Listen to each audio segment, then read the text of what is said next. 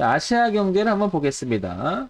자, 아시아 경제를 보게 되면요. 왜 황 대표가 최근에 이제 이걸 얘기를 드렸냐면, 보시면 요게 이제 월봉이죠? 왼쪽 위가. 그죠? 먼 시각으로 보게 되면 이렇게 2016년서부터는 계속 주가가 빠지기만 합니다. 이렇게. 그죠? 계속 빠지죠? 그러다가 이제 이 저점을 찍고, 여기 똑같죠? 2022년 코로나 저점을 찍고, 이제 이 자리를 회복하면서 주가는 그다음부터 저점을 높여갑니다. 그런데 제가 이 종목을 택한 이유는 이 대추세를 깨지 않았어요. 굉장히 중요한 의미를 갖죠. 그죠? 대추세를 지지를 합니다. 자, 여기 보이시면 4번 여러분? 네. 잘 보이세요, 이거? 그래서 월봉의 대추세, 그 다음에 주봉의 대추세가 이 자리를 딱 지지를 하는데요. 지지를 하는데 보다시피요.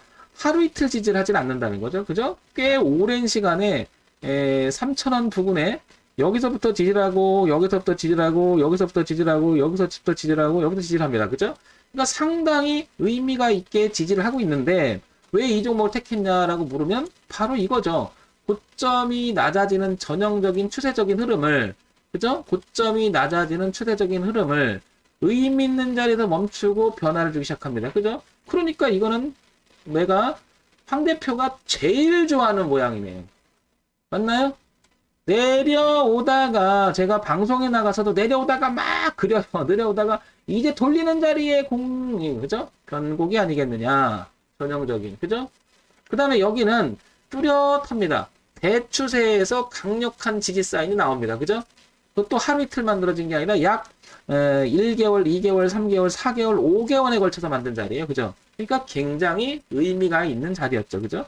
그러다 보니까 내려오던 흐름이 바뀌려고 노력을 하죠. 그럼 어디까지 갔겠냐? 그러면 대추세인 이 라인까지 보게 되면 한 6,000원까지도 열려 있음을 알 수 있죠. 그죠? 여기를 벗어나느냐 아니면 더 떨어지냐. 그러면 지금 현재 상황에서 이렇게 볼 수가 있는 거죠. 큰 그림을 보면 이렇게 고점 낮아지고 저점 높아지는 전형적인 뭐죠? 이렇게 수렴 구간에 들어갈 수 있습니다. 장기적으로 보면. 몇 달에 걸쳐, 1년에 걸쳐서. 그죠? 아시아 경제가 그런 위치에 놓여 있다. 그러니까 내려오던 흐름을 드디어 멈추는데 의미 있는 자리에서 멈추고 턴을 했다. 배팅 해볼 만하죠. 흐름이 어떤 흐름이었다? 내려오는 흐름이었다. 그런데 바뀌는 흐름으로 만들었다. 흐름이 바뀌는 전형적으로 황 대표가 그렇게 좋아하는 내려오다가 위쪽으로 턴해주는 기본적인 자리였다. 그죠? 얼마나 좋은 자리에 제가 가장 좋아하는 자리입니다. 자, 내려오는 흐름이 종합주가지수는 여전히 지금 유지를 하고 있죠. 내려오는 흐름이 코스닥 시장도 여전히 유지가 됐죠. 돌린 적이 없죠. 최근에는. 그죠? 여기를 기점으로 해서 여기를 기점으로 해서 여기를 기점으로 해서 다 내려오긴 하는데 얘는 내려오다가 드디어 2월달 들어오면서 바뀌었다. 그죠? 그래서 이 자리가 의미가 있었다. 자, 그러면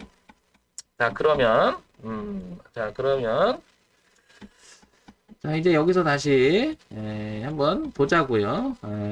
똑같이 한번 보겠습니다. 아시아 경제 한번 볼까요? 아시아 경제를 보게 되면 이거는 아시아 경제 볼게요. 중견기업이죠. 코스닥에 상장이 되어 있고 소형주입니다. 1,096억 정도 되죠. 오늘 10% 올랐으니까 한 1,200억 정도 될 것 같은데요. 1,219억 정도 되네요, 오늘. 자, 재무정보 볼게요. 재무정보를 보게 되면 이 회사는 215억, 180억, 230, 104억. 근데 영업이익이 이렇게 보게 되면 그다지 마이너스까지는 가지는 않아요. 그죠? 그래서 위태위태하긴 하나 그래도 영업이익이나 이런 부분들은 아직은 유지는 돼요. 분기마다 손해보지는 않는 것 같아요. 그죠? 자, 연간 실적 볼게요. 연간 실적을 보니까 위태위태는 하기나 이렇게 그죠? 543억, 380, 384억, 700. 그래서 영업이익과 당기순이익이 연도를 보게 되면 상당히 괜찮습니다. 그러니까 얘도 마찬가지로 아까 봤던 하이롱이나 NI3나 그죠? 기본적인 내용을 갖고 있었다는 거죠. 회사 내체가. 그래서 엉망은 아닌 거죠. 그러니까 어떻게 보면 이렇게 내렸다가 그러니까 눌림이라고 표현되는 거죠. 눌림을 줬다가 다시 올라가는 표현 자체가 얘는 베팅할 만한 충분한 그런 종목이었다는 것을 알 수가 있습니다. 그러니까 기본적인 내용을 하고 있다는 거죠. 그죠? 기본적인 내용. 기본이 괜찮다. 기본. 그래서 첫 번째 기본적 내용. 자, 요거는 괜찮아 보이는데 두 번째 이제 이걸 봐야 되겠죠. 모멘텀을 보면 혼란 계속되는 아시아 경제 제3자 매각 쪽으로 충돌이 일어난다. 그죠? 경영권 분력 심화, 제3자 매각 급부상의 강세. 이건 왜 그럴까요? 기부는 하는 회사잖아요. 그러면 누가 인수를 해도 돈을 벌 수 있다는 거 있기 때문에 어떻게 가치가 있으니까 이럴 때 주가를 끌어올려서 팔아먹으려고 하는 어떻게 보면 숨은 어떤 내용들이 충분히 모멘텀이 있을 수가 있는 거죠. 실적은 실적대로. 그러니까 이걸 뭐라고 해요? 이런 걸 우리가 소위 말하는 재료라고 하죠. 재료. 그런데 이건 호재료가 될 가능성이 충분히 부각된 거죠. 그죠? 그래서 이런 내용이 있는 거죠. 자, 그러면 아직도 이거는 이제 출발이 될 수 있다라는 거죠. 어떻게 보면 이제 시작. 그죠? 그래서 분쟁 점입 가격 계속 이런 얘기가 나옵니다. 어떻게 보면 이런 내용을 가지고 주가를 끌어올릴 수 있어요. 쟤네들 일부러 만들어서. 뭔지 아시겠죠? 이제 이런 것들이 이제 원론에서 벗어나는 건데 뭐 거기까지 소설 쓸 필요는 없고 첫 번째 내재적 가치 자체 괜찮아요. 그죠? 네, 두 번째 모멘텀도 있어요. 그죠? 모멘텀도 있어요. 세 번째 차트 분석을 해도 충분히 있습니다. 그러니까 요거는 뭐예요? 기본적 이야기. 요거는 뭐죠? 기술적 이야기. 합치니까 내용이 있다.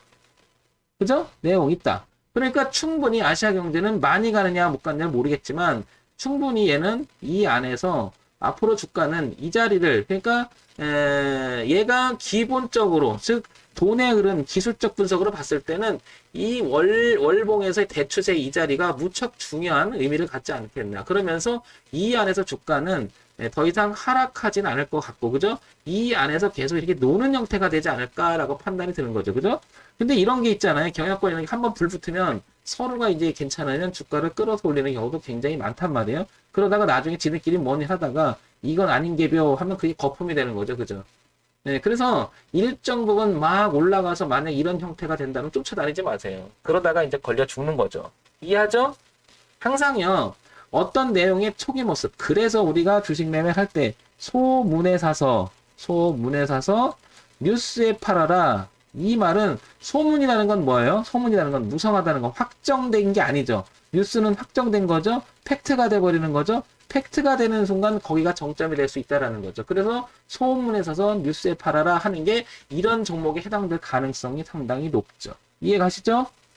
그러니까 내재적 가치는 내재적 가치대로, 기본적 분석은 기본적 분석대로 하고, 재료는 재료대로, 그 다음에 차트 분석에서 돈의 흐름을 보는데 결정판은 돈의 흐름을 언제 땡겨서 어떻게 올라가는 초기 모습이라고 하는 자리는 굉장히 중요한 의미를 갖는 거죠. 왜냐? 돈을 벌기 위해는 하나의 수작일 거니까.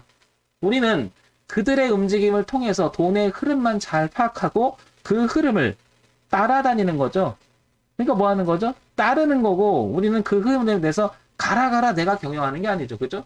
그래서 흐름이 살아있으면 배팅해볼 만하고, 죽었으면 나도 나오고.